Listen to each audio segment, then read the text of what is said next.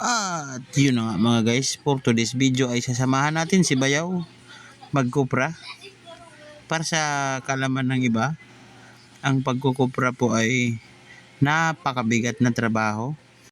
Ano nga ba ang silbi ng kupra sa ating pamumuhay? Abay malaki.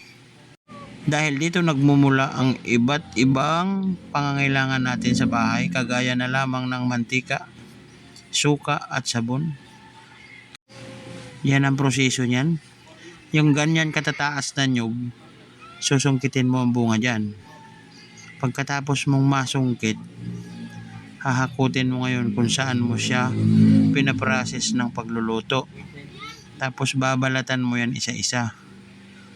Di ba ang hirap ng buhay ng magkukupra kasi panahon ang kalaban dyan ulan at init. Ito nga pala ang isa sa mga naging trabaho ko noon, ay hindi ko siya kinaya guys dahil napakahirap. Hindi kaya ng powers ko. Yan, babalatan yan isa-isa. Binabalatan yan isa-isa tapos bibiakin. Tapos paiinitan yan. Mayroon yan parang lutuan.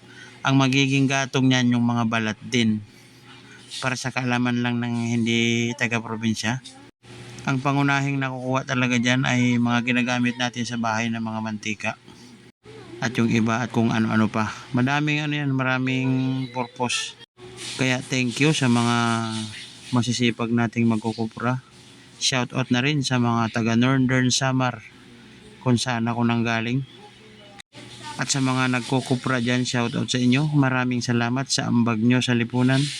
Sana patuloy kayong magsikap at magtiyaga. Saludo ako sa inyo. Malaking ambag kayo sa lipunan. Maraming salamat.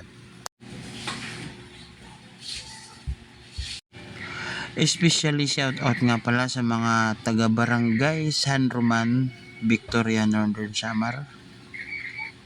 Shout out sa inyo guys.